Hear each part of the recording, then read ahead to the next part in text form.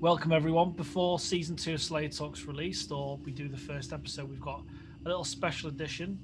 This is the second special edition after the COVID-friendly episode everyone else did for me, which was really sweet. So yeah, we're talking about the Buffy the Vampire Slayer movie and the pilot episode.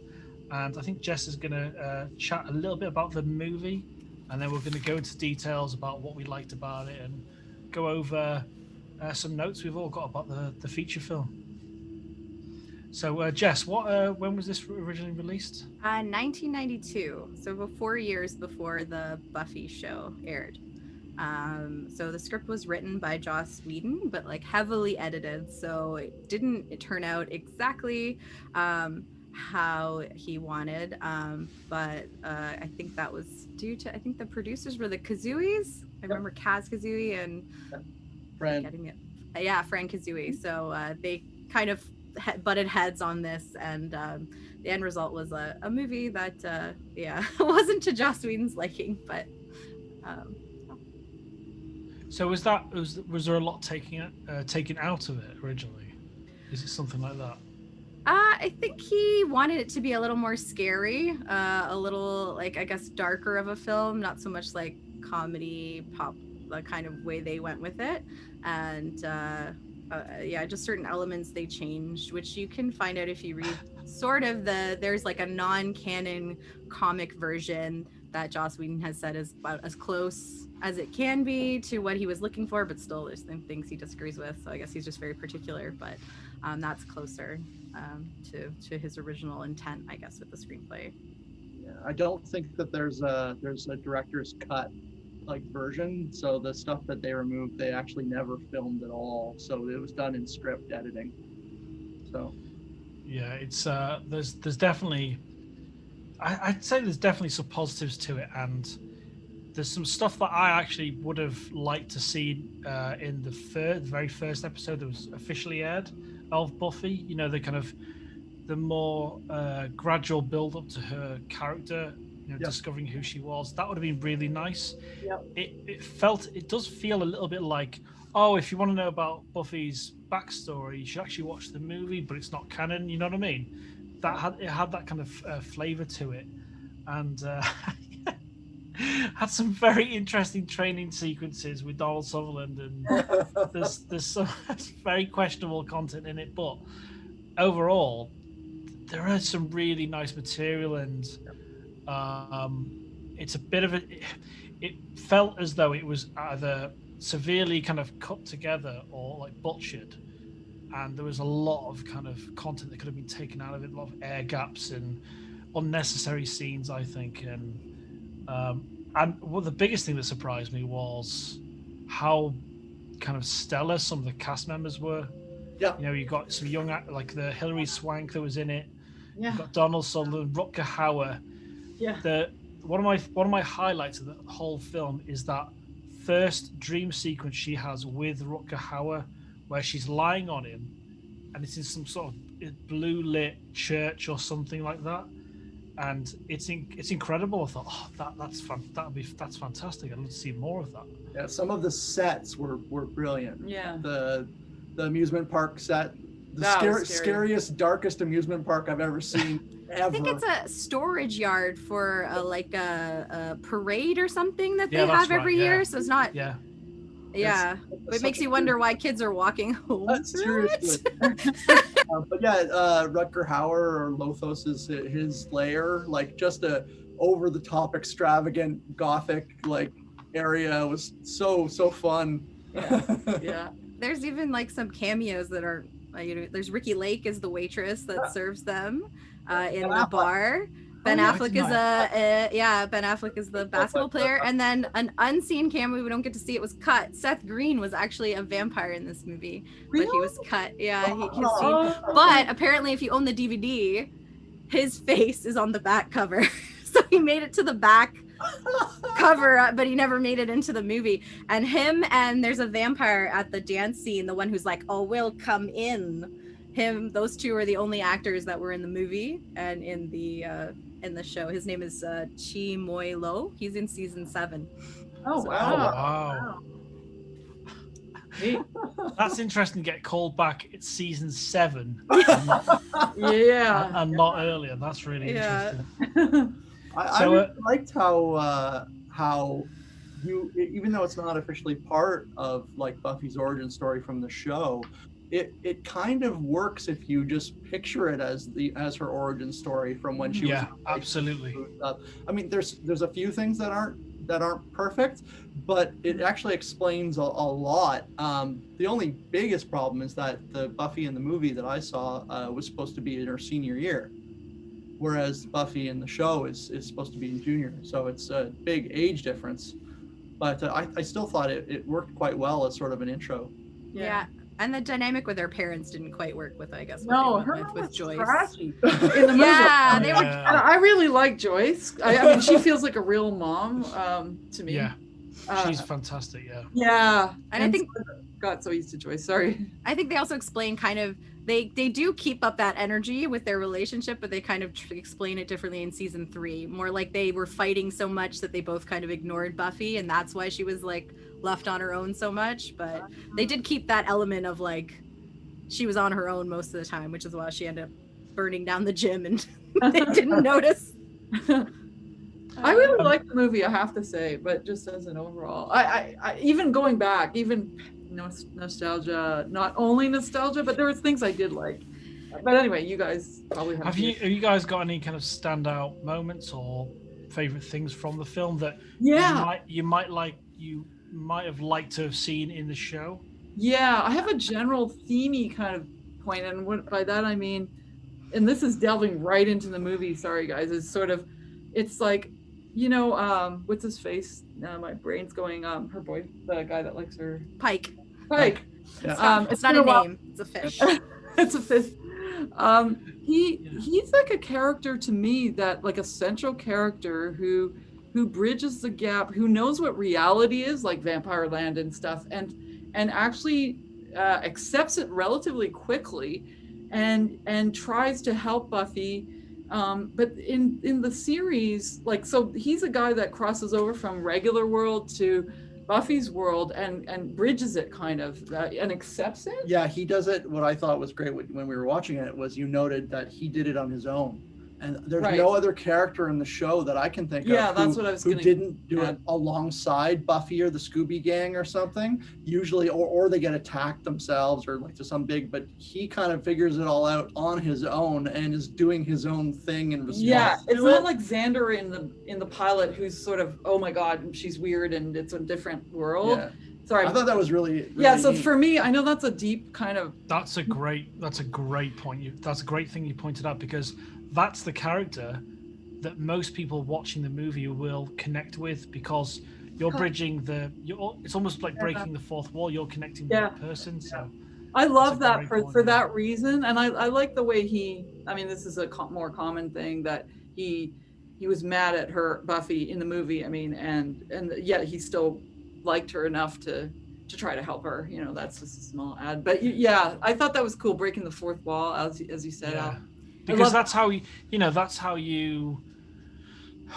engage with music or film. You connect with the character, you connect with the writing of something, and you really have an association with it. You feel when you invest yourself in a show or a movie or a piece of music, you've really got to connect with the audience, connect with who's listening, and that's a great.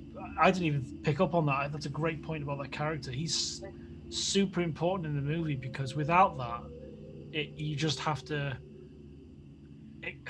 There's almost a level of acceptance in the show, and then it's easier for you to connect to the material. I think that's a really good point. Yeah.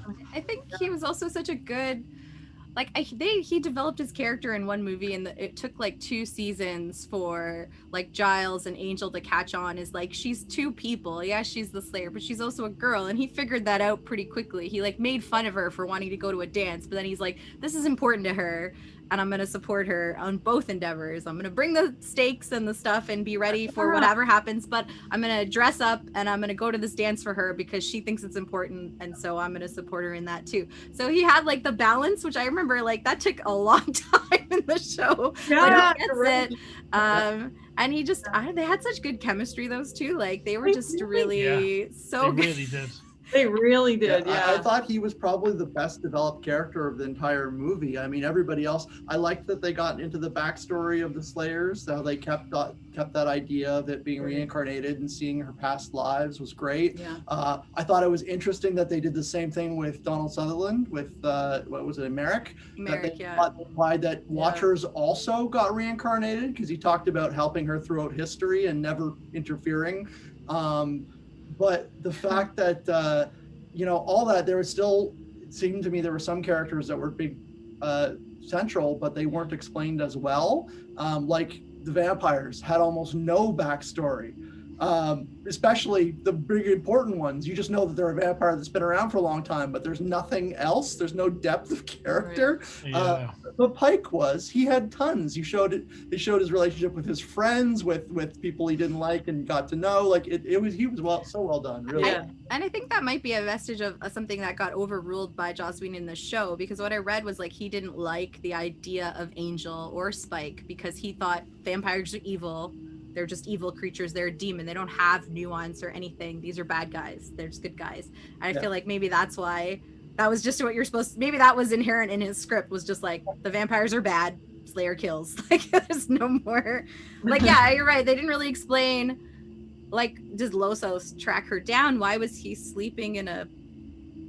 there was a lot going on there that was not really explained. Yeah, he had quite the setup for somebody who really didn't do a lot. But that was interesting. She's not ready. She's not ready for what? You know what I mean? I guess he just wanted to toy with her. Yeah, I know. I mean, it's interesting to see that because, like, also there was a lot of elements that you could pick out that were reused in the show. Like, so him being in the grave, like Luke leans down in that pool of blood in season 1 and he talks to the master and he's like, he will rise. That whole conversation was pretty much like exactly the same in the movie.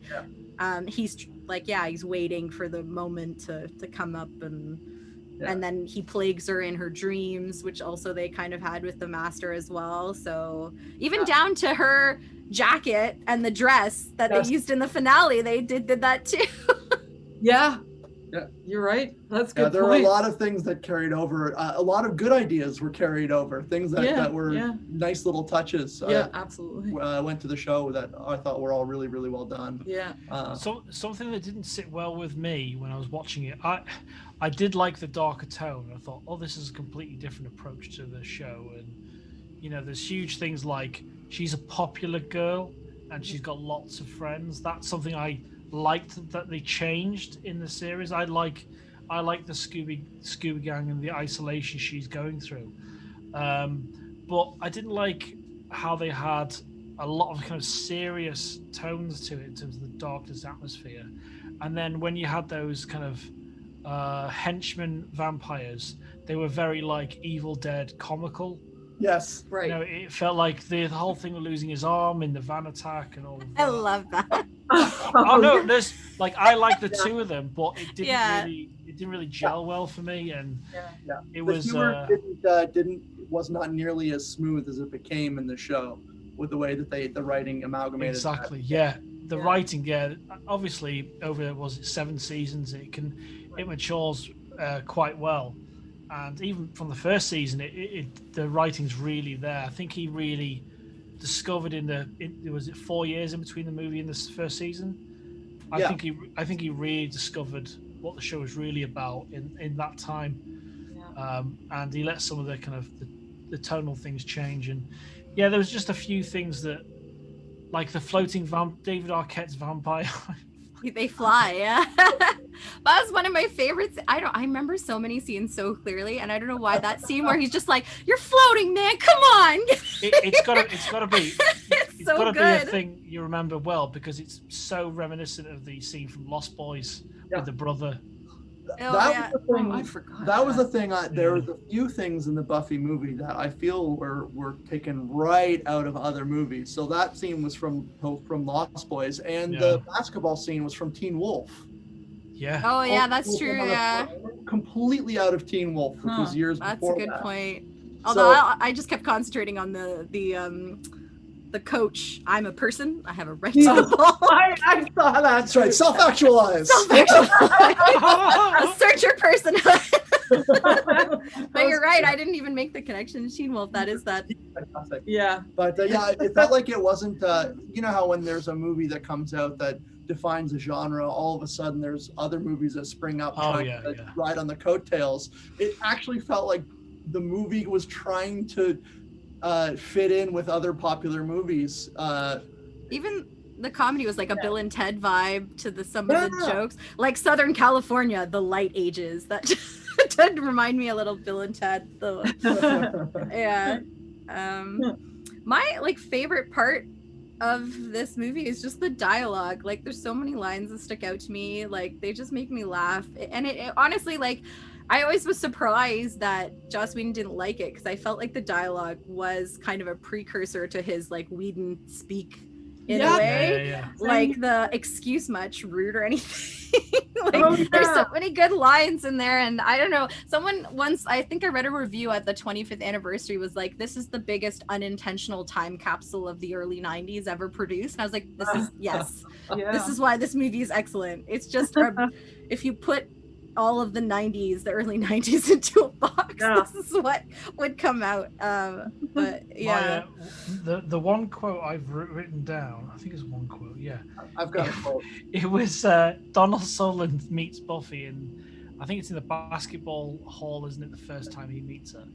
And he says, come with me to the graveyard. I was like, it was like, oh my God, like you're gonna have your Doctor Who outfit.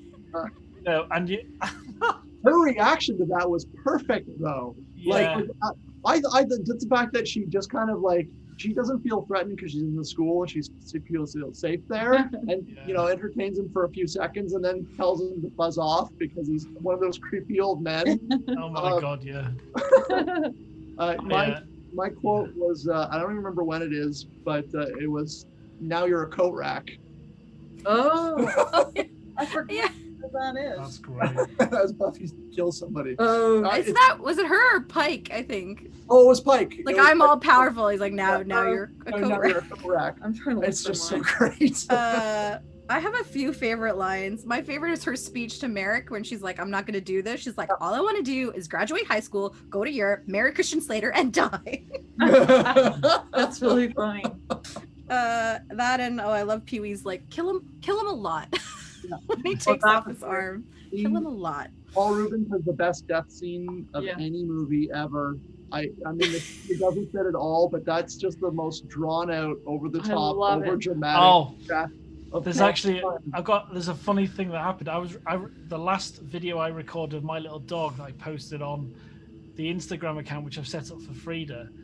You can hear him squirming. I gotta write this down. Sorry, Frida. Okay, sorry. Go ahead, Alex. Yeah. So when my dog was playing with the toy box, when I recorded the video, I posted up online, and then I turned the audio up, and it sounds like a sex scene from a porno, but it's him dying in the background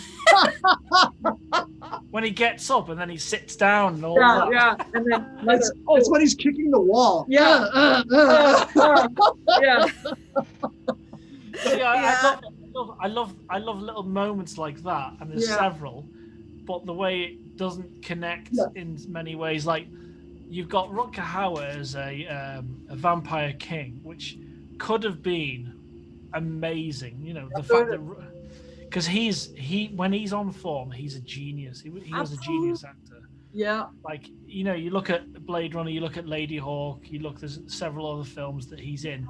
But like The Hitcher. Have you seen The Hitcher? Not me. Oh, don't pick up Rutger Hauer on the side of the road in this 80s movie. It's really dark, and you should watch that, Smudge. It's brilliant movie. But yeah, there's a lot of stuff that kind of doesn't really connect for me. And there is some you were stuff. just saying that same thing. I was disappointed, especially after Blade Runner with the final scene and the doves in the air. Oh, that's one of the greatest scenes in cinema ever. I mean, and Yeah, and it's a bit of a come down, I mean, for me. And, He gave me the biggest creep factor. Like, I didn't find Rutger Hauer scary in this movie. Yeah. Like, the scene you were talking about that was very, like, pretty with her and the ribbon and the teddy bear. It was just such a, like, pedophilic, like, yuck. Like, that's all I got from those scenes between the two was, like, this really yucky, like, old man grooming a young girl. Like, he even says, "Have you ripened so fast?" Like, like that's the part I don't get, because so they gross. imply there's this relationship that's taught in him and the Slayers, but they don't ever explain what that is. Like, the Slayers are there for him to kill, for him to kill them over and over again. They don't. It's like there's not enough of a purpose for the Slayers to do other things. They're only there to confront Lothos. It's not a bigger world. Which they definitely improved on in the show. I feel like if they had more time, or maybe if they thought it through more, maybe it was like this was supposed to be like the prophecy dreams that Buffy had, so she was only remembering coming up against him because that was what was relevant to her in that moment, but they didn't really explain it. So it just, it seemed like they were stuck in a never-ending battle between the two of them for some reason, and then but like he could kill her at any moment, at any time. The one thing that would have improved that, and that is definitely a plot issue, is that if you could have developed the writing a little bit further, where they've always tried to kill each other, it's never actually happened. They've never had a chance to really kill each other yet. That may have been like might have been a focal point of the movie, but it's a bit of a strange one, that. I think they were trying to say that she would always die because they always stuck to like tradition, and she was untraditional in her how she did things. So that's why she won, because she has keen fashion sense. Which apparently none of the other vampire slayers through history had, because, and that was another thing. They didn't go into, she has all these dreams and this connection, which eventually gets her to accept that she's a vampire slayer is because of her dreams. Except they don't really tell you why she's different from the other vampire slayers, except for her keen fashion sense. like Merrick was there training her the entire time throughout history, and the only thing different was his action, which was to save her from Lothos in this version of it, because she's not ready yet. But it's like, okay, so she was ready all the other times in history where she died. Oh, I see. It's almost like the Watcher actually was there to set her up and get her killed, because he doesn't fulfill any other purpose until he changes his mind. What Joss should have done is watched Highlander. Yes. Because the way he comes up against the Kurgan throughout history is, that film is, I think it's an absolutely underrated movie. It's fantastic. The way, it's one of my favorite movies. It's got this kind of melancholy in it, because he's been alone for almost his whole existence. When he realizes, I think he's in Scotland at the time with his wife, and she gets old, and it's just genius. And like, he doesn't find out till centuries later that his wife was raped by the Kurgan, and the way it kind of goes back and shows how he's connected to him in the past, it's brilliant. And that's what, even if you just lifted a lot of the ideas, that's what should have happened in the movie. Because it felt like those moments between him and the Slayer, Rutger Hauer's character in the Slayer, was just a little bit lost. Yeah, totally.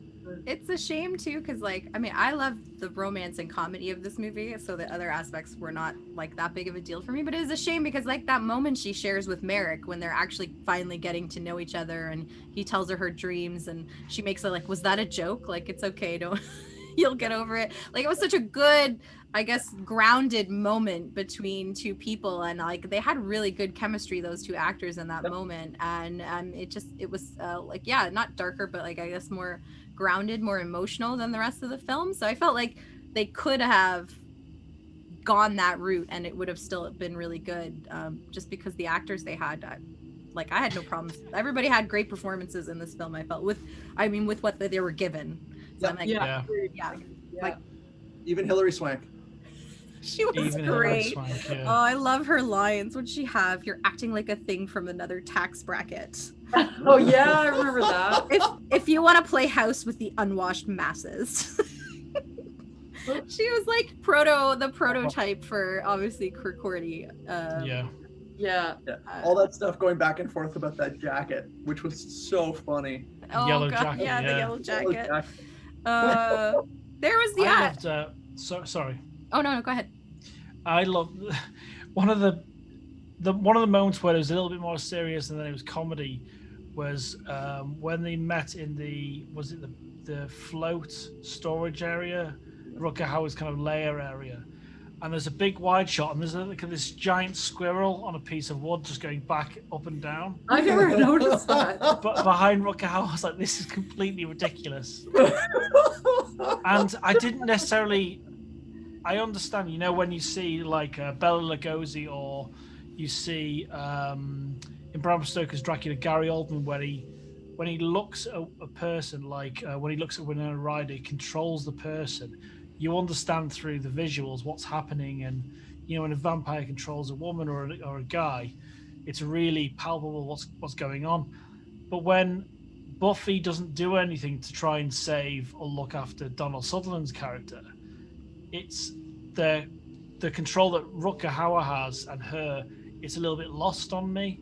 Yep. Do you know what I mean? So Yeah, I understand that stuff could have happened throughout the centuries where they've been fighting each other. They don't explain whether he had power over her or whether she was just in shock or what it was. But they do use that again with the master when he kills her. Like she just stands there and he takes so they didn't really. That seems like an element that they used again, which they didn't really explore, which was that you could just use a hand gesture, like Vader in Star Wars, just a little small thing, and you would have been accepted, Oh, sure.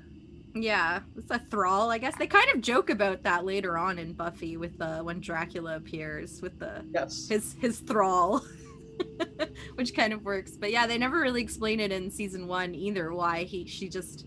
I guess we're to understand in that case it's just fear, like she can't act. I think it is because I think she, in the movie at least, or not in the show, they have all the prophecies. So she's thinking she's walking into something to die.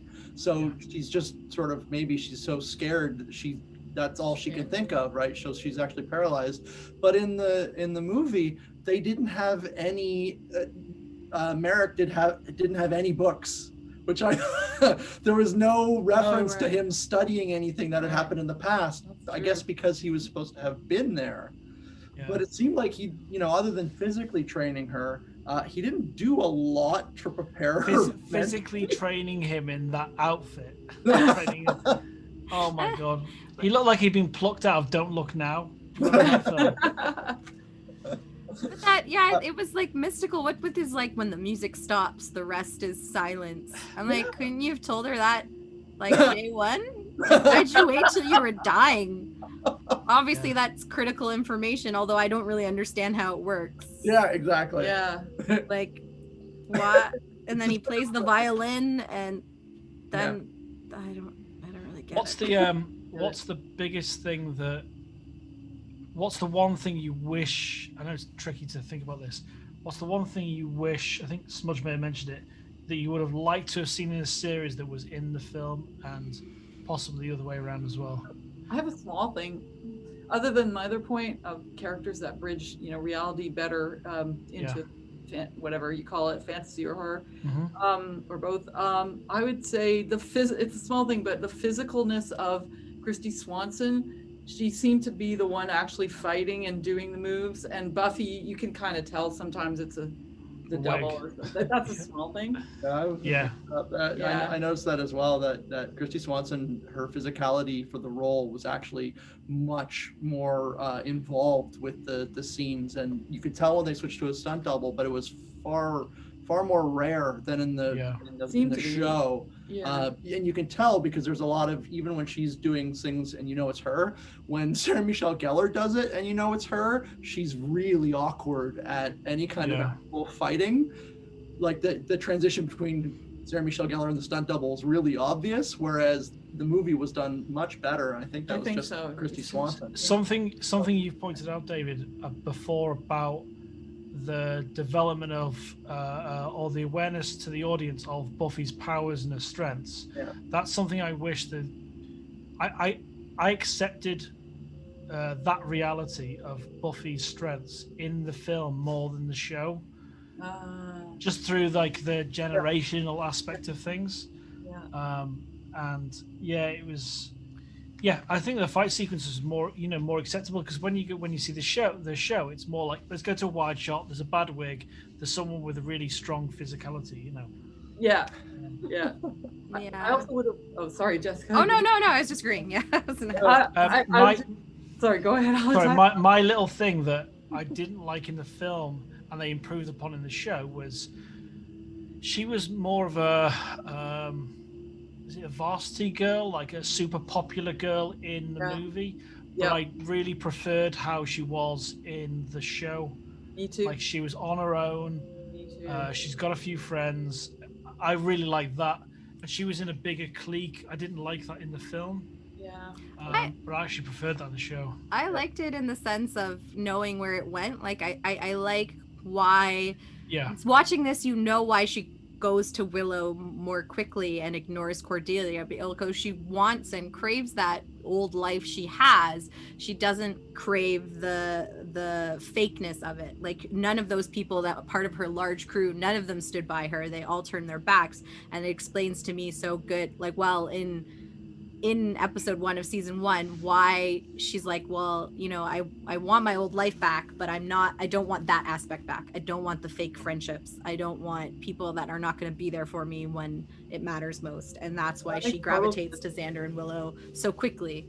That makes even though sense. Cordelia tries to recruit her and friends from LA and wants her to be part of the popular clique. I thought that was great. That it was a neat way to show how if the movie was a prequel, that to show how her character grew consistently between them. I thought that made a lot of sense. That the events, even though she was a popular girl in the movie and kind of an airhead, the events in the movie forced her to grow up a little bit more out of that, which is neat. But if you just watch the show, you don't get that. She starts off as the loner who, even though she came from LA, doesn't really. Oh, she mentions it a few times that she used to be popular and a cheerleader. But if you watch the movie, you really see that. The speech that she gives to Giles, this is in the first episode, I think, that is almost directly like it could have been pulled from the events of this movie. He's like, I'm here to prepare you. She's like, prepare me for what? For losing all my friends, for getting kicked out of school. Like, it was really good. I don't know. It just seems like it really is a good connection between. A good bridge. I see your point. Yeah, that's a really good point, actually. I have another one. I really love our Willow, which I like Willow in the show. It's not fair to other Willow, maybe, but no, we're not there yet. Okay, but I'm gonna jump. The other Willow is like the fifth Beatle, isn't it? Well, I was going either direction. Yeah, if we're gonna move on, I'll just quickly say my thing that I really liked in the movie was that moment I mentioned with Merrick and that connection where they're joking around. I felt like the show took a little too long for that heartfelt moment between Giles and Buffy. They mostly had like kind of a working relationship until like the end of season 1, where they really get into it and she cries about being, like, this is how hard it is. I don't feel like they didn't have as many heartfelt moments like that. It was more like him lecturing her and her like talking back. It was more lighthearted, but they didn't really like make that strong emotional connection like I saw in the movie until much later. And I felt like more moments of them getting to know each other rather than just their working relationship would have been nice to see, because they also have really good chemistry. So something really small I spotted. It was pretty much at the start. There's a couple of really small details, like the very beginning of the film is like the title sequence from the show. I don't know if you remember it was a medieval Slayer. It was in the very first shot of the movie, and it felt like it was the title sequence, which is really cool. So that is cool. Obviously, Joss had kind of pilfered that and made that into a more developed thing. Yeah. And during the cheerleading at the beginning, I don't know. It's a really small shot because it's just the way I kind of look at certain details. Yeah. One of the judges of the cheerleading, he does this little dance and he's so excited about what he's watching. I find it really, it's really quite an odd moment. But That's yeah, cool. I just remember that cheer sequence. I was like, I don't remember it being this long. Like, Yeah, I had the same. it was a really long cheer sequence. Yeah, yeah, it was. but yeah, oh, sorry. yeah, it's interesting overall, and I'll probably go back and watch it again. I think Jess makes a really good point about the development of the Buffy character throughout the film, and what I prefer about the show. It's just because it's not seen as canon. That's where the disconnection is. Yep. Because it's like the Star Wars Legacy books. They're not classed as canon anymore, so it's really difficult to accept one or the other. It's just, if you think, oh yeah, okay, I'll take aspects of that into the show, and that's what really happened before. I'd have liked to have seen a prequel movie after the first season or something, so Yeah. like almost like a redo the movie kind of thing for the show, but yeah, which is a little bit of a shame. But Yeah. Overall, I liked it.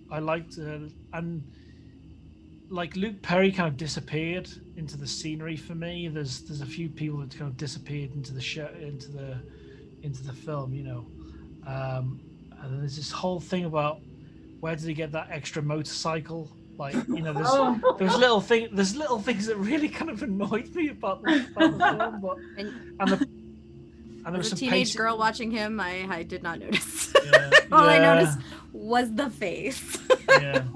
So hot. There's definitely some pacing issues with the film, and it felt like a stretched episode in many parts. Mm-hmm. And you could have had the sequence between Donald Sutherland and Rutger Hauer could have been like this epic duel between two kind of legendary people. It could have been something special, like going back to Highlander when the Kurgan fights Sean Connery in this castle and there's lightning and all sorts. It's an amazing moment, and then they could have had something similar, and it was just. It felt like an afterthought. How do we get rid of Donald's character? And, Yeah. I think in the comics, if I'm not wrong, I think he shoots himself. Like, I guess that was the original. Because I think he was worried. Yeah, he was worried that he would get used against Buffy as like a weapon. So he ends up shooting himself. What was he bitten? I think so. Wow. I'm trying to find the scene, but that's I think way darker than the. yeah, here it is. Like, I don't know if you can see that. That's Merrick. Oh wow! Oh wow! Oh, That's what Lothos looks like in the comics. Oh wow! What a difference! Wow. Yeah. That would have been amazing. Like Donald would have sold that to me. If he could have been bitten, and because of his whole history as being a trainer and advisor and everything. Yeah. That would have been an amazing moment. Apparently, like that was like a not good working relationship. Apparently, Joss Whedon hated Donald Sutherland. Oh, really? Hated him in this movie. Apparently, he just kept making suggestions, and he was such a diva, according to Joss Whedon. And he still hates him. Like, I think he at one point in an interview was like, "He who shall not be named." Like, that's how much he dislikes him. Well, the shoe's on the other foot now, isn't it? Yeah, I was gonna say. Yeah, it's funny going back. If I hadn't seen the movie when it came out, and I loved it when I was young, so I have this big nostalgia factor. But it's been a long time since I've watched it, and it was I definitely saw a lot more of the problems with the movie now than I did then. It was such a fun movie then, but the level of cinema and even television has gotten so high compared to then. It now feels like almost treading on B movie status. I still love it. I can't help it. Yeah. I like it. The parts that I poke holes in were the parts that I never really cared about in the first place. Yeah. I mean, I can see how that, I guess, as the lore, that makes a lot of sense for like a whole show. But for me, I just like the quippy dialogue and the outfits and the fights and like the rest of it. Like Lothos always gave me the creeps. So like me poking holes at that, I was like, ugh. Like I just, as a young girl, that whole thing really gave me like such yucky vibes that I didn't really like it. So if they had made Paul Rubens the one evil guy, that would have been it for me. Maybe. I would have just gotten rid of Richter. No offense, whoever. Yeah, I did love I loved Stephen Root as Gary Murray, the principal, which with his whole dialogue about taking acid and he's a great actor. He's a really so good. Yeah, have you all seen at the end of the film so camera, good, just so good. So funny. He's not even listening to her at all. Yeah, she's like shooting at a fly with a for some reason. He's got a very small role in Get Out. Have you seen Get Out? No, I didn't. The Jordan Peele film, and he's amazing because he's gonna get the brain, or he's gonna get put into the body of the young fella at the end of the film. Oh, he never had the eye for photography. That's what it was, right? Yeah, that's it. Yeah. I always remember him as Milton from Office Space. Yeah. Oh my God. My stapler. On the beach at the end. Volume. Yeah. Oh my God. Every time they distribute cake in a meeting or like a group setting, I always think of him. Last time I did not receive a piece of cake, and I'm gonna burn this place to the I've got to say this film had the worst high school dance name going. Oh yeah, I had I tried to decorate. Hug the world. Hug the world. Wasn't it a pig as well? Wasn't it? Yeah, which is the same in Buffy. They kept that of all the things to keep. They both had pig mascots: the Hogs, the Hemery Hogs, and the Sunnydale Razorbacks. What's with the pig mascots? I don't. Wow. They kept that going. Wow. They kept the bronze kind of the same as the dance. There was a bit of the same feel. Even though it wasn't the bronze, it was wasn't kind of the same. It was kind of the same idea. Club idea. But their DJ was Slash, so. Oh yeah. Big deal. Oh wow. Slash was the DJ that got killed by the vampire. I feel as though this weird cameo. Oh no, sorry. Go ahead. No, I was just saying that was another weird cameo. That's all. Yeah, was that Slash? Yeah, that's Slash. I didn't even know it was Slash. Yeah, but the DJ vampire, he never dies. Yeah. He's in fact DJing the entire scene in the gym. He's a good DJ. He's just watching. He's just watching. He's passive. I'm not in this. I think that's an Arquette. That's I forget her name. She's passed since. Yeah, the acting dynasty Arquettes. Yeah, she's one of she's one of the they're one of the Arquettes. Patricia, yeah. Yeah. No, Patricia Arquette. But she's still with us. No. Oh, then it's the one who passed away. One of their siblings that died. But that's who the vampire DJ was. Oh wow. Yeah. Wow. I'm not sure of their pronouns. I apologize. He's changed their pronouns, but they. David Arquette's very cheesy in this movie. Oh my God. Benny, I love his "Would It Live Forever." We could start a band. Yeah. I like the idea that that's what an evil vampire comes up with.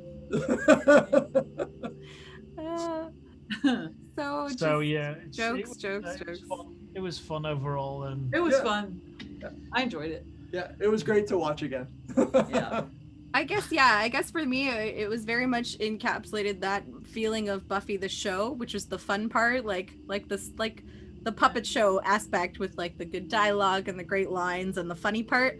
It just didn't capture the like gravitas and the great like human moments, which is what they definitely improved on. Yeah. I feel as though this film was 15, 20 years too early.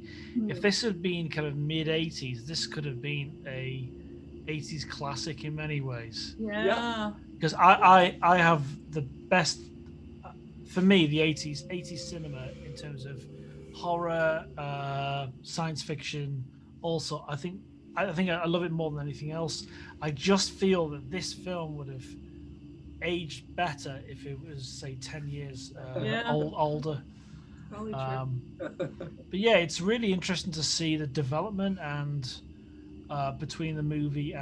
It's such a weird place to be because you feel like you're in a bit of a limbo state. You need to see the film to really appreciate the development of the first season. Yeah. But it's not canon. It's really odd, kind of. Yeah. You've got to kind of watch. Yeah, exactly. Those layers. Yeah. And like Jess pointed out, kind of to kind of bounce off what I was saying earlier about not liking her character with the popular people. It has that development into the first season if you watch the movie, but the movie's not really connected, so it's a bit of an odd one, really. Yeah. True. And they changed a lot of the lore, like the PMS thing. Thank God they got rid of that. And she seemed to be more like reflexes. Like they focused much more on her having fast reflexes rather than strength. I don't know if they really went into if she was super strong. It was mostly like she caught the knife, she sliced the hot dog in half. Like she was really quick but not strong. Like they never never really addressed her having super strength, I don't think, in the movie. And then the biggest thing is that all the vampires didn't disappear. They just are dead bodies. Or dead. Yeah, which that's that from a standpoint of just logic in terms of a weekly show, having like dead bodies all over the town obviously is it's a hygiene issue. Yeah. I think it would be much harder for her, like you'd have to have a scene where she, like, what does she do with the bodies afterwards? Just leaves them in the graveyard. Or so that was a good touch. Or you could just write that the police don't care, because they don't in the show. Yeah. Well, in the movie too, they were like, I think it was gangs or PCP or whatever, and the principal's giving them detention slips at the end. Detention. Yeah, that was weird. Just on the last point for me, there's a TV series from I think it's the 60s called The Invaders, where a guy from basically. It's it's set in the era of Mad Men, was that the 50s or 60s, and he driving cross country to go home, and he finds a shortcut, and he falls asleep at this motel that's not open, and he's asleep in his car in the car park, and an alien spacecraft lands, and he sees them like the beginning of an invasion of Earth, and when one of the aliens gets killed throughout the show, it always turns to dust. So no one believes him because there's no evidence of the aliens anywhere. So when one gets killed and he's done it, it's just this pile of ash. So it's really interesting to see the choices in this show as well, where you've got something like that, because if you've got huge piles of bodies in the show, I think it would have been a bit of an issue, you know what I mean, in terms of even the age rating kind of thing. There's something about that which your brain will accept it more, because if you see this morgue with all these teenagers going to it, it's going to be really grim, with teenage vampires. So there's a lot to like, and there's a few things to dislike as well about the film. But that's a good summary. It's definitely worth anyone watching. Definitely worth checking out the movie. Oh yeah. I wouldn't say it's 2 thumbs up. I'd say it's like half a thumb up. I'd say 2/3 of a thumb. Yeah, pretty much. Yeah. I need a knife. I'm just kidding. This isn't. If you really like, it's a must-watch. Also, if you really like the early '90s aesthetic, yeah, definitely gets a good rating for that. Yeah. So we're going to go swiftly on to the unaired pilot, which we've all had to watch on YouTube. It's been on there for a while now, and initially I thought this was a black and white episode. I don't know what happened to the color in this, because there was more color towards the end of the episode. Which is a little bit odd, but maybe it's a processing thing because it's shot on film. Maybe it's something to do with that. I'm not sure. Or maybe a recording on a VHS. You know, when you could do the tracking on your VHS to adjust the color. Maybe they kind of fixed it partway through. Yeah, exactly. Yeah. I'm dating myself now. Just how big the budget was for the whole pilot, which must have been minuscule. So Jess, have we got any info or tidbits about this episode? So this aired. It was not an unaired pilot per se. It was a pitch pilot. So this was never meant to air on TV. This was something they used to pitch to the network the concept of the show. So this was never something that they were going to use like to air. So there always was the intention to reshoot it properly. So this was just kind of like a concept idea. So yeah. Oh, that's interesting. That's really interesting. Now. Yeah, it is. No, that makes sense to me. I had never seen it before, so Me this was neither. the first time I'd ever watched it, and Same. I was amazed that the show was ever made. If that's what they used as a pilot. Yeah, it's terribly it's pretty- paced, and the story was bad. And like I'm used to pilots, unaired pilots, almost giving you a little more info, and then they're just saying, "Oh, it's too clunky, it's too much information, let's cut it back." This gave you even less, like no clue what's going on. Yeah, I agree.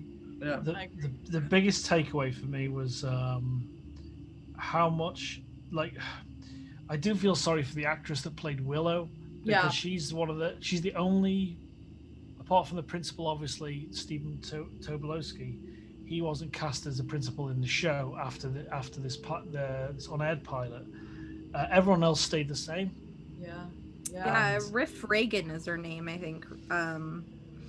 And I think they just said she just had no chemistry with the rest of the cast. So I don't know if that was entirely her fault. The writing for her was pretty off. She's kind of a really weak character, and it's like, very. And part of that, funny enough, I felt like it was weak because they didn't establish her relationship with Xander.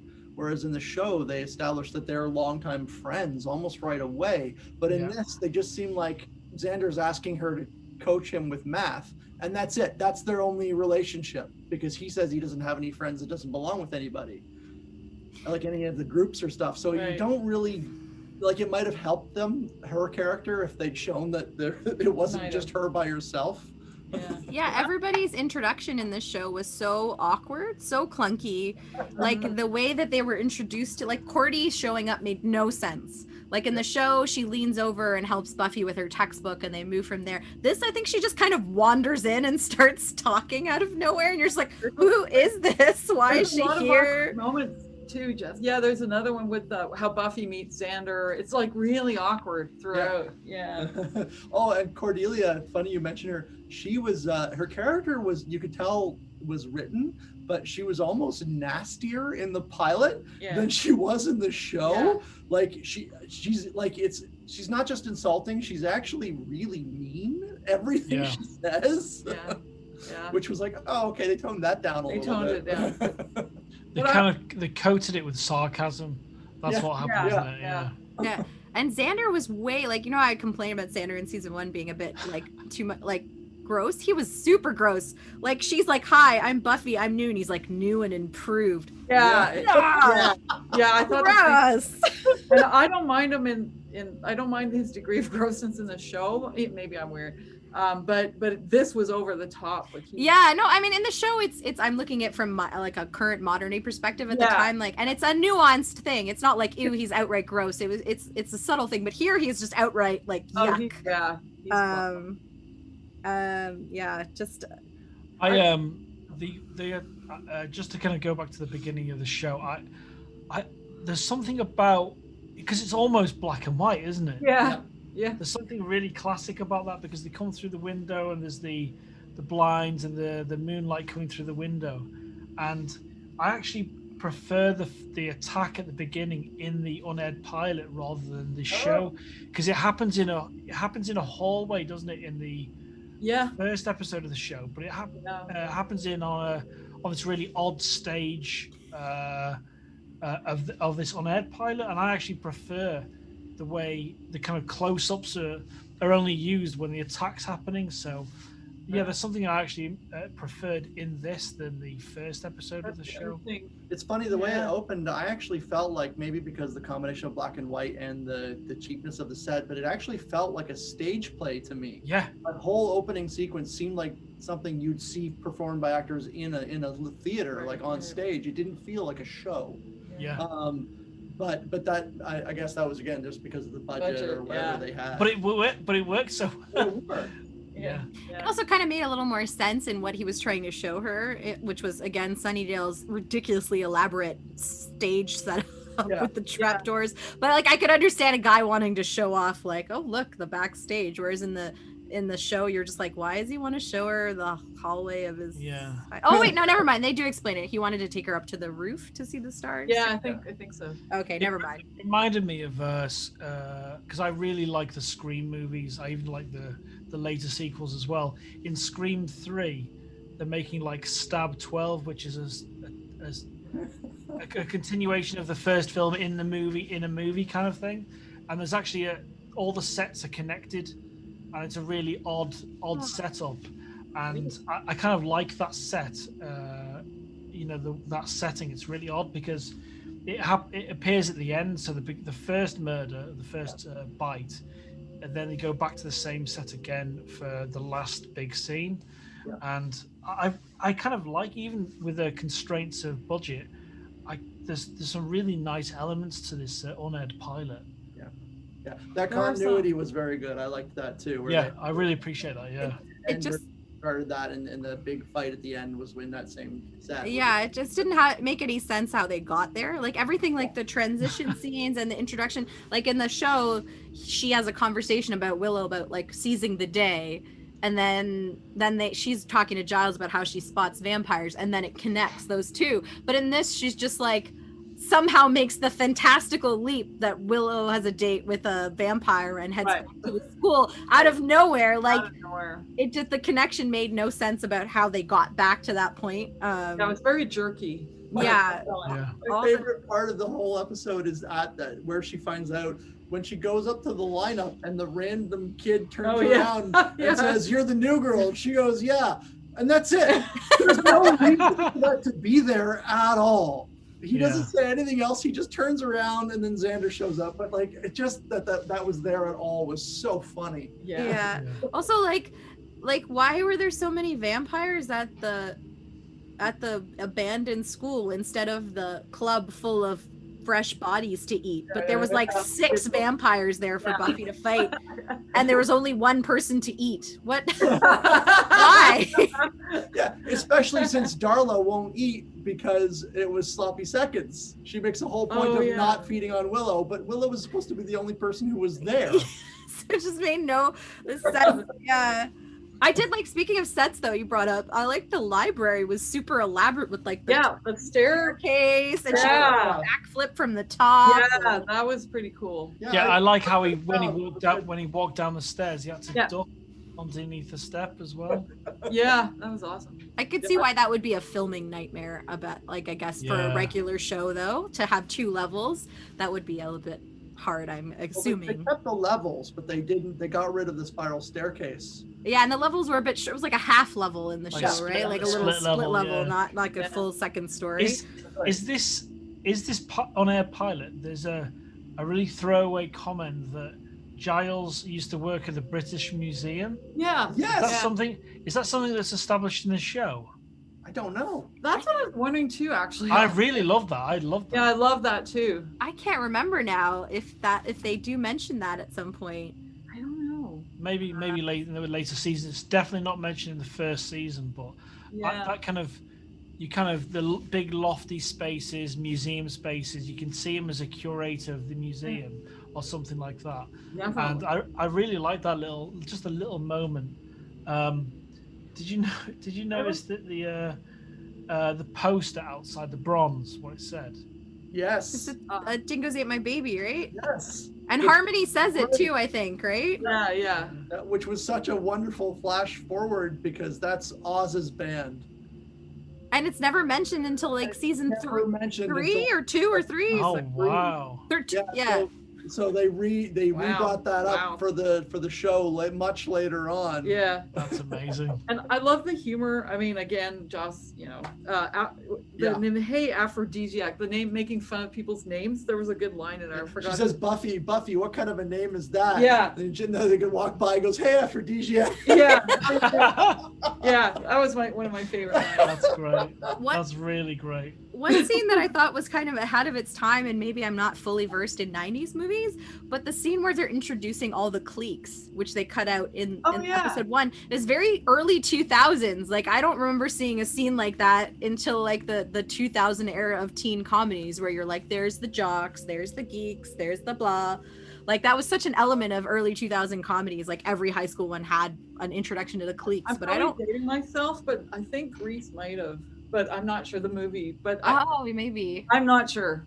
Don't quote me on that. It's funny because I don't remember that being in another show or a movie, but it definitely was like that at my high school. I was just gonna say, same here. Because I went to a high school of like 1,500, 1,600 kids, and there was definite absolute groups that had names, like the groups were called certain things. Really? They had actual... They didn't name themselves. Okay. People Other called people them that, right? But the names of the groups for Buffy, the pilot, were hilarious because I've never heard any of those people referred to by that. The Hausers? Yeah, what does that mean? Like the dirty girls? Is it Doogie Howser? Dirty girls? What? Yeah, I don't know. Oh, like, are they? Wait, what were the Hausers? Were they supposed to be jocks or? Were they the dark glasses? No, they were the bunch of white kids listening to hip hop, who said that they would be actual gangsters except they're upper class. That's the line that Xander says. Really? Yeah. That's so funny. The whole scene reminded me of 10 Things I Hate About You. I don't know if you watched that movie, but that when he's introducing Joseph Gordon-Levitt's character to all of them, and then there was like the white Rastafarians who are like don't know that they're not black. Like, that's what it reminded me of. That's really funny. It's not a Doogie Howser reference, is it? No, it's not. Must be house music, maybe. I think I was thinking it's house supposed music. to be house music, but Right. we're listening to hip hop. Who are the guys with the dark glasses? Do you remember? There were the surfer. I can't remember what he called them. Those surfer dudes, because Xander went. That's right. He said surf's up somewhere. All the time. All the time. Somewhere. That scene almost made him look much cooler than he is in the show, because he kind of goes between all the groups and they all know Xander and they all say hi, as if he's kind of above all of that, when he's like a straight up loser in the TV shows. Yeah, that's true. Do you think Xander was the got the most out of the unaired pilot in terms of his character? Because he, in terms of he is a walking hard on kind of thing, that's his character. Because he's really well at where he is in the first season kind of thing. I don't know. He definitely had more screen time than any other person except Buffy. Yeah. I think that's because they got rid of. There was no Jesse. So there was no two guys kind of sharing the time until, I guess, the second part of the pilot, the actual show pilot, where Jesse obviously takes off, but I guess he was sharing the scenes equally, and then so he got a lot less screen time in the first one. I'm gonna answer the opposite way, or comment the opposite way. Come back to Willow is like, I just knowing like our Willow, like I missed her right away, because she had that subtlety, and I think she's just a really good actress anyway.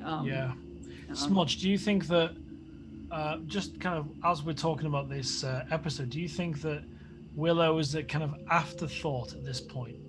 Like Joss had no idea what to do with it. That's how it felt. I got that sense that they maybe needed a girl in the group that wasn't like so mean as Cordelia. Like, she was really in the group.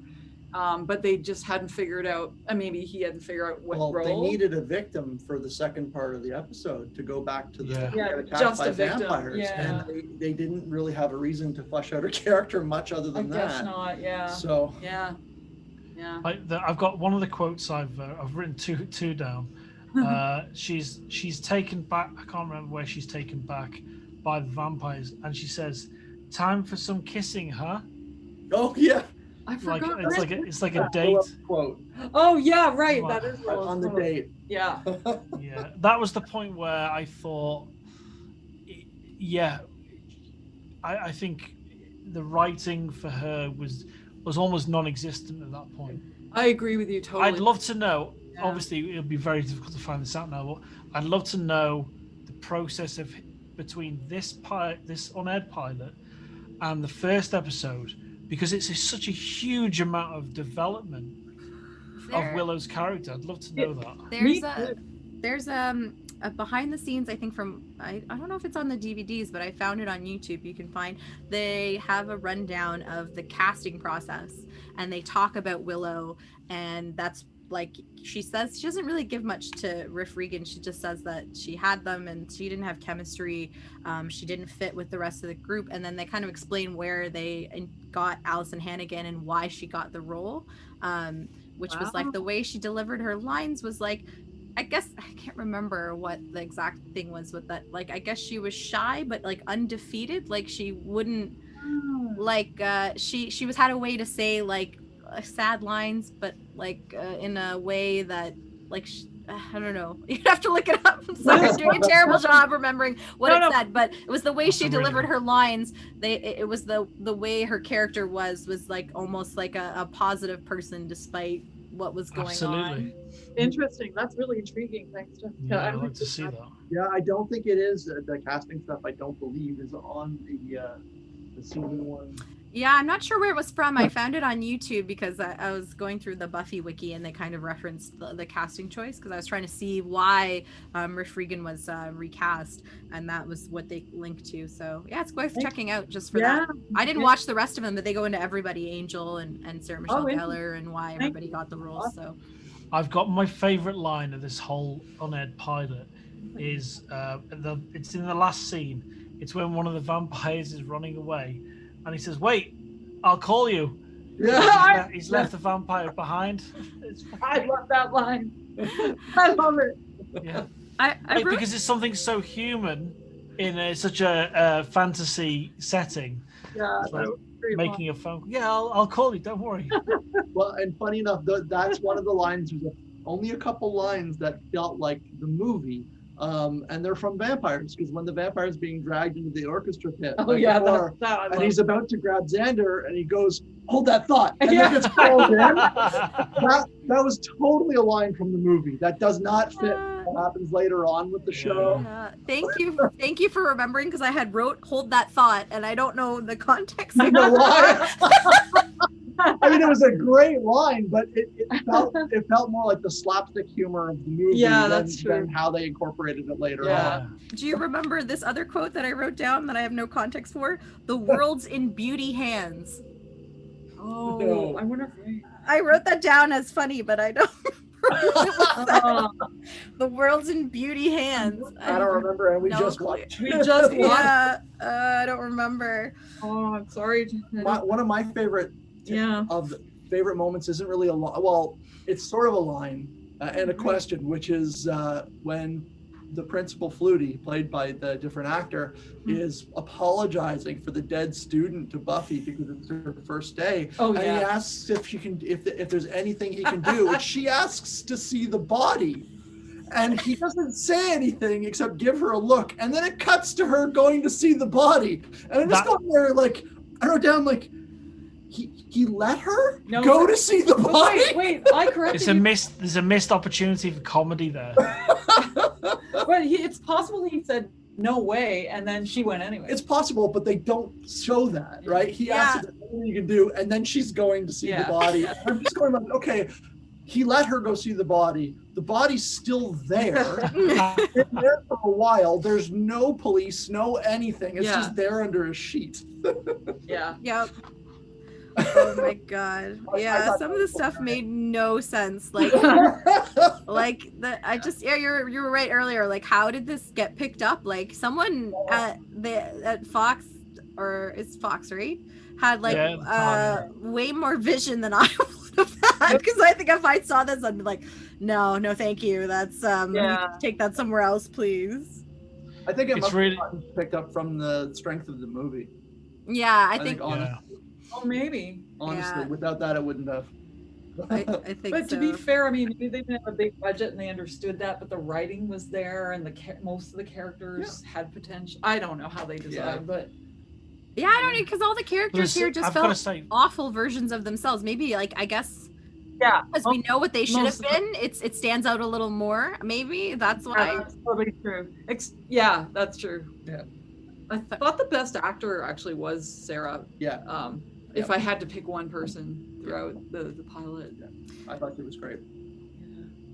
Yeah. She smashed it. She's great, and because of how developed, like I've got to say Yeah. the time before the unaired pilot and the first episode, Yeah. I know a lot of shit's happened recently and a lot of things have come out about Buffy and Joss and everything, but his writing for the development that happened between the unaired pilot and the first episode is massive. Yeah. It's massive. Yeah. And That's true. it shows the power of writing and development. Like Smudge, when you're writing a song, it's like you go over it, you develop something so long. It's in the rewriting. We actually say it's in the rewriting. It's very rare that something comes out perfectly, and it's always a struggle for 99% of people. But even the Willow, I know the casting issue and all of that. The writing for her and her performance in terms of what Jess was saying about how she's never completely a weak character. She has this inner strength that a lot of people can relate to, a lot of young women can relate to. And there's so much development between this unaired pilot and the first episode. It's really magnificent, that period of development. And I agree. It's really true. And it's hard. I mean, obviously taking a big, general step back, it's really hard to write well, especially with humor. My hat's off to even the pilot. I mean, I know it doesn't compare to the show, but it's still putting all those concepts together and the humor and It's simple changes too. I found that add a lot of weight. Just adding, because Joyce wasn't in the unaired pilot. That scene of her, I guess. I mean, first they established the master because she wakes up from the dream. So you already kind of established she's different, like she has something going on. But that moment between her and her mom of like support, but also like you could see Joyce doubts her, like try not to get kicked out, really adds to like grounds Buffy's character. Whereas in the unaired pilot, she seemed a little more kind of like the airhead of the movie. Like she walks in chewing bubble gum and she doesn't look afraid and she seems like really chipper and happy, versus that setup, that simple change of having a conversation with her mother really adds the nerves that she must be feeling of starting at a new school and wanting to start fresh. And like it was such a small thing, but it added a lot more weight, I guess, to her character and a lot more interest there. That's a great. Absolutely. Yeah. That strength between in the show of Buffy and her mother, it's a strength in terms of having someone that's immediate family. There's a real connection there. It's also a weakness because she could be vulnerable and make Buffy vulnerable as well. I didn't feel that in the movie, but when you're watching the show, that's such a huge part of Buffy's character of family and the Scooby Gang and everything. And the development over even just a couple of years, like I can't imagine how much writing he did on development. Well, I think it's also a testament to, I know the first episode of the show, not the pilot, was written by him, but we all have such great memories of the writing because it's not just him, his writing team on Buffy, and then later on Angel is so strong. Like the people he worked with, I don't know whether he picked them on his own or how they found other writers, but they tended to work with people who kept writing just such good material. It's always amazing that the characters they developed was a direct result of all the writing.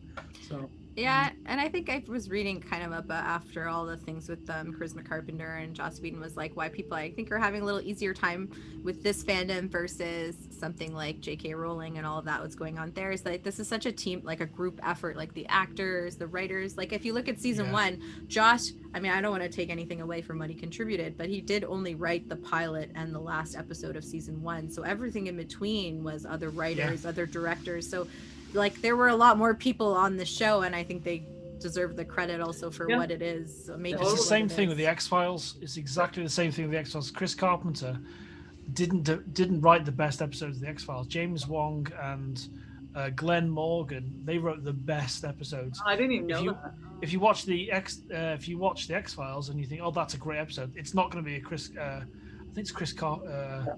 I think you're right. Chris Carter. Chris Carter, sorry, not Carpenter. Chris Carter. He didn't write any of the good episodes. Wow. But it's the other writers that are completely genius. Wow. And it's exactly what you're saying, Jess, that he developed and brought it into life, but the writers' room, like David mentioned, it must have been monumental, and and more power to all of those extra writers and those people that work so hard, because to write, was it 12 episodes in the first season, and then 24, something like that? Yeah. To do that week in, week out, it must have been extremely difficult. Yeah. And I imagine that it's absolutely. I imagine not just the writers, but I think we mentioned them earlier talking about the movie, the Kazuis, because they stayed on to the show as executive producers. Yeah. And I think they were the only ones other than Joss who went from the movie to the show. I don't think there was anybody else in any part of it at all that were responsible. So I think they probably saw the potential of what it could be coming from the movie. And I think they probably had more of an influence, even though they didn't get along. They changed things. They wanted to change things in the movie. Yeah. They've managed to come to an understanding, I think, with the writing direction and really make it work. So there was absolutely some really great things that influenced the show. Yeah. Yeah, totally. I'm really happy we watched both of these now. Me too. I'm so glad we could all talk about all of them. Yeah. It feels like it wouldn't have been right to continue what we're doing without addressing the two. I agree. I didn't even know the pilot existed without you guys. I didn't either. I love the idea, like Jess pointed out. I didn't know. I was aware of it, but I'd never seen it until like a couple of days ago. I watched the movie today, but then I watched the pilot about a week ago. That it was a pitch rather than a pilot, which is really interesting. Because there's quite a lot of content in there, even just for a pitch. Yeah. So it's really fascinating, and I kind of like the black and white aspect. There's little things in it, there's little things that are mistakes or choices they didn't really make. The constraints, like David pointed out, going back to the same set. I kind of liked some of that, boxed it off really nicely, rounded it out really nicely. Yeah. Oh, the other thing that I thought was actually really great for the pilot was the vampire's makeup, which didn't look at all, not totally like the show, not exact, but it was still very good and much better than the movie. Yeah. Except for the way that they died. The animated. Oh, the CG. Yeah, I wrote that down too. The CG was terrible, but I guess that's the low budget. Also, the music was, I wrote down background music, late night flute CDs. I don't know if you remember those infomercials of the like soft flute playing. That's what it sounded like. It's all temp, isn't it? It's all temp music. Yeah. Except they had a few licenses from, they must have had big names, because the opening sequence with the credits was Rancid. Who at the time was a pretty big band, like punk band. Yeah. So it was weird. And there was the band that was playing when they were in the lineup outside the Bronze was another big act of the early 90s. I can't remember who it was. Do you think that they didn't even have to consider the licensing because it's unaired? Probably not. That's probably and it just why. got stripped and it got put on the internet kind of thing. Yeah. So what that means is whenever you watch the pilot now on YouTube, whenever you have to watch ads for it, the money goes to the bands instead of people who own Buffy, because they wouldn't have been paid for it. Yeah. The only other thing I noticed is, I don't know if anyone else noticed it, it wasn't Sunnydale High. It was Berryman High School. I did not know. Unaired pilot, and the school's mascot was the Bulls. So they consciously chose to go back to the pigs when he rewrote it. So there must be some connection with this pig mascot thing, because it was really, really rooting for it that they changed it back again. Wow, that's amazing. That is amazing. Yeah. Oh my God. The only other thing I noticed was they used a cross to kill Darla. Right. Whereas in the show, crosses don't kill them. They just really annoy them and repel them. So I'm glad that they brought Darla back and gave her a better role. But it was like David pointed out that the makeup was better. Her makeup in that really tight close up at the beginning. It was absolutely fantastic. It was really good. Great. It was super good. Yeah, it was really good. It's probably what the black and white added to that. Yeah, it's possible. Because that's probably one of the aspects it did sell it, Jess, that it's almost like if someone said to you, can you picture a Buffy Vampire Slayer vampire from the show, you know what the makeup looks like, and there's something to be said about a kind of iconic look from that show. Totally true. Yep. Yeah. Yeah, I'd say probably that. Yeah, that you're right. I think that's probably what, like, that concept of vampires makeup was really good, and even that scene, I think Sarah Michelle Gellar probably herself sold it, because that speech she gives in the library to Giles didn't change much from the 2, where she's like, "Yeah, prepare me for losing my friends." Like, it was such a good kind of it's a really small breakdown of what came before and why she's reluctant to fight this time. I think that was a good emotional aspect that I think probably helped, like, obviously see the potential. Yeah, she sold it. I think her acting was still superb for that. So even being a low budget pilot, it was very good. It was. Yeah. Well, thank you guys for doing this. It was really good fun doing it in the end. Yeah, it's really fun. Yeah. And like, I was teetering between, why did I buy this on Amazon for the movie? So like, I will be watching this in the future, maybe in a couple of years or something. But yeah, it was really good fun, and I'm so happy that I think Jess pointed out the on-air pilot on Amazon, on YouTube. So thanks to Jess for that. Yeah. Thank you. But it's really nice to see the process. It's real behind the scenes moment, really, of how they develop these things, and that's what makes me really fascinated to know the development. And I'll look out for that development video you pointed out on YouTube about Willow's character, because there's nothing there. There's nothing there in the on-air pilot for me at all about Willow that carries over. And obviously, Alison Hannigan, she did such an amazing job. So it's really fascinating to see that development. Yeah, absolutely. But I'm looking forward to the second season, and whenever we can record that, we'll do that whenever. And my favorite, like, bronze performance is coming up. All right. The most memorable song in Buffy for me. Oh, really? Yeah. I don't know why it just stuck with me, and it's such an odd song but atmospheric. Sugar Water, is it? Yeah. You're talking about oh my god, the band. Is it Kibo? It's Cibo Matto. Cibo Matto. Yeah, there we go. I don't know why that. Yeah, I knew about them ages ago. It's either the guitar player or keyboard player is Sean Lennon, John Lennon's son. Really? Yeah. Wow. Oh wow. Yeah. They're weird. They have a whole album where every song is about food. Wow. That's amazing. It's such an odd song, but a good song. And then the scene it pairs with in season 2 is also just great emotionally. So it was one of the musical performances that always stuck in my head. Every time I hear it, I think of Buffy. That's awesome. I'm excited to talk about it. Yay. That's cool. So yeah, what we'll do is we'll cover the first 2 episodes, and then we'll work out some sort of recording and release pattern as well. And this will go out after today. Yeah. So yeah, I released the artwork today, so most people can see it. It looks great. Thank you. I made a square version of it so people can see that. That's amazing. Thank you so much for doing all that and be part of it. Yeah. But yeah, I'm actually going to show you something now from the festival, because that's the same artist that did the Hellbound artwork. Yeah. But I had another piece of art commissioned for Isolation. This is obviously on a slightly different Oh wow. Oh neat. So this is a lady from Morocco. I use a service called Fiverr. I've used them just recently. Wow. Yeah, and let me find it first. So we've got this is a minimalist poster for the second year of the Isolation Film Festival. And let me find it. Do I have to give you permission to share screen? Possibly, yeah. There, okay. Okay, this is inspired from the French film that won the best film at the Isolation Film Festival last year.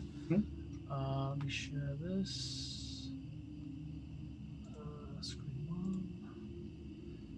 So this is a little poster I put together. Oh, wow. That's fantastic. Wow. Oh, that's so cool. I love it.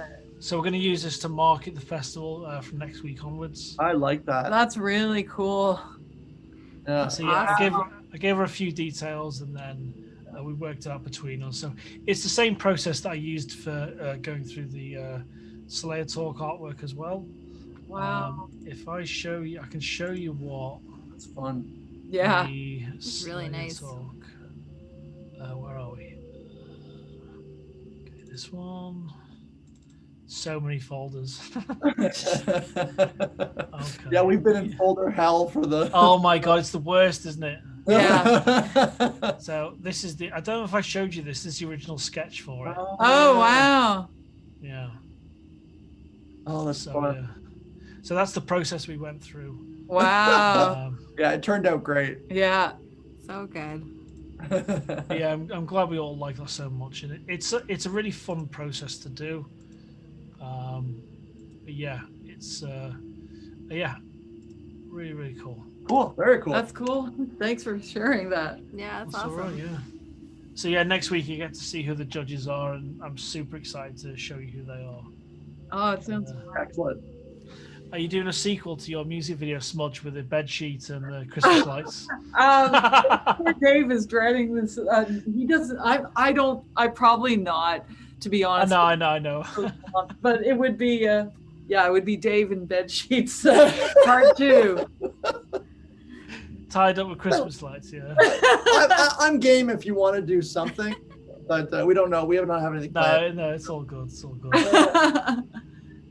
But yeah, thank you all so much, and Jess, thank Michael for setting things up, and Yep. Yeah, thank you. thanks for making all of us more aware of the rare disease thing you kind of pointed out last week as well. So. Oh yeah, no, thanks for reading about it and stuff. It's Yeah. awesome. Always appreciate the support. Absolutely, yeah.